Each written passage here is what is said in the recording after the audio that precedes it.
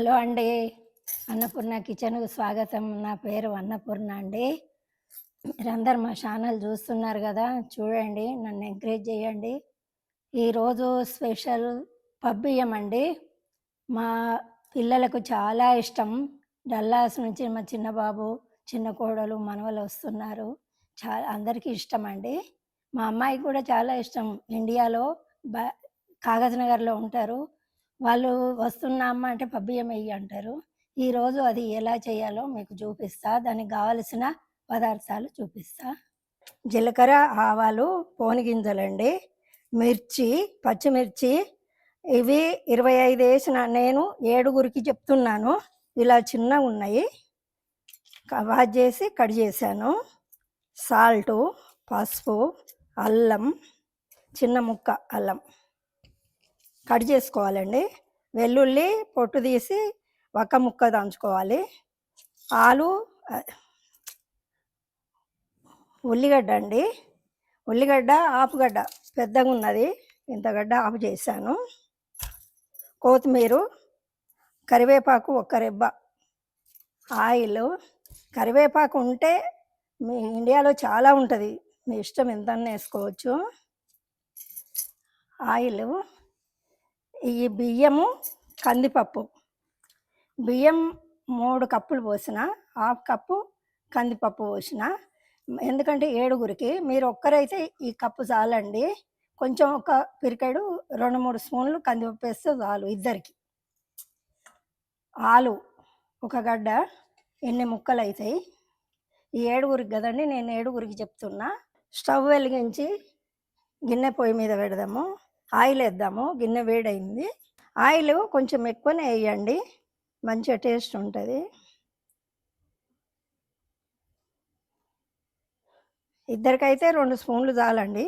నూనె వేడైందండి. పోని గింజలు వేద్దాము. హాఫ్ స్పూను వెల్లుల్లి, పచ్చిమిర్చి,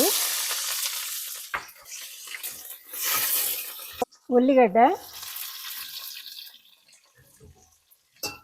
కొంచెము ఒక్కొక్కటి గోలిన తర్వాత వేయాలి. ఉల్లిగడ్డ కొంచెం ఎరుపచ్చిన తర్వాత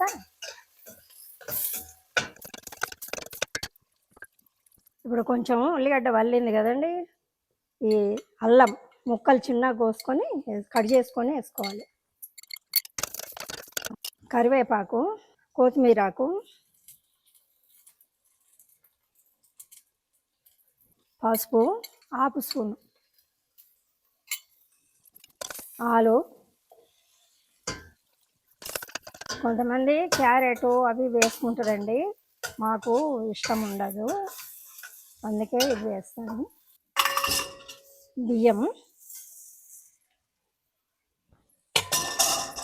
బియ్యము కందిపప్పు కలిపి ఉంచినాం కదా అవి. ఇప్పుడు వాటర్ పోయాలండి. వాటరు ఎన్నన్నది చెప్తా నేను. వాటరు మనము చెయ్యి పెట్టి ఇక్కడికి రావాలండి. వాటరు కుక్కర్లో పెడితే 1కి 2 పడతాయి. ఇలా వట్టిగా పెడితే మాత్రం గిన్నెలో పెడితే ఎక్కువ పడతాయి నీళ్ళు. ఇంకో ఇలా కొలుసుకోవాలండి. ఈ మధ్య గీత కంటే ఎక్కువ రావాలి, ఇంత రావాలి. సాల్ట్ వేస్తా, 2 స్పూన్లు అండి సాల్టు. ఇలా కలిపి మూత పెట్టండి. ఇది అయ్యేసరికి అరగంట పైనే పడుతుంది. మధ్యలో 10 నిమిషాలకు ఒకసారి కలపండి. స్టవ్ మీడియంలో పెట్టండి. మూత పెట్టి ఉంచండి. పావు గంటకు ఒకసారి కలపండి. మూత తీసి చూద్దామండి.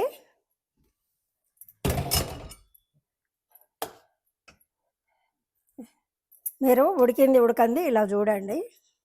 ముట్టుకొని చూస్తే మెత్తగా అవుతుంది. మీరు కొంచెం తడి ఉన్నప్పుడే, కొంచెం నీరు ఉన్నప్పుడు సిమ్లో పెట్టాలి. సిమ్లో పెట్టి ఉంచితే తడి ఉంటుంది. ఒక 2-3 నిమిషాలు సిమ్లో పెట్టి బంద్ చేయాలండి స్టవ్. ఇప్పుడు అయింది చూడండి. లాస్ట్కు కొంచెం తడి ఉండాలి. అది ఉంటే మనకు మూగలే వరకు బాగుంటుంది. మూత పెడదాం, బంద్ చేద్దాం స్టవ్. హలో అండి, పబ్బియ్యం రెడీ. మీరు ట్రై చేయండి. ఇది నెయ్యి వేసుకున్నా బాగుంటుంది, మజ్జిగ పోసుకున్నా బాగుంటుంది, చింతపండు చారు పోసుకున్నా బాగుంటుంది. వేడి వేడి తినాలి. ఈరోజు స్పెషల్ వాళ్ళు వస్తున్నారని చెప్పాను కదా, వాళ్ళని పరిచయం చేస్తాను. డల్లాస్ నుంచి ఇప్పుడే వచ్చారు మా చిన్న బాబు, కోడలు, మనవలు. రండి, రా నాన్న. ఏమో చిన్న మనవడు, పెద్ద మనవడు, మా బాబు, మా చిన్న కోడలు, మా పెద్ద బాబు ఇంట్లో ఉన్నాము. వాళ్ళు ఇప్పుడే వచ్చారు. పబ్బియము అయినాయండి. మా పిల్లలకు చాలా ఇష్టము. ఎలా ఉన్నాయి నాన్న చూసి చెప్పండి. We are going to try now. చిన్నప్పటి నుండి పబ్బియం చాలా ఇష్టం, మా అమ్మ చేసింది. మళ్ళీ ట్రై చేయడానికి డాలస్ నుంచి ఇక్కడికి వచ్చినాము. మీరు పబ్బియం అయినాయండి, మీరు ట్రై చేయండి, టేస్ట్ చేయండి, నచ్చితే షేర్ చేయండి. Tata, bye bye. నెక్స్ట్ వీడియోలో కలుద్దాం.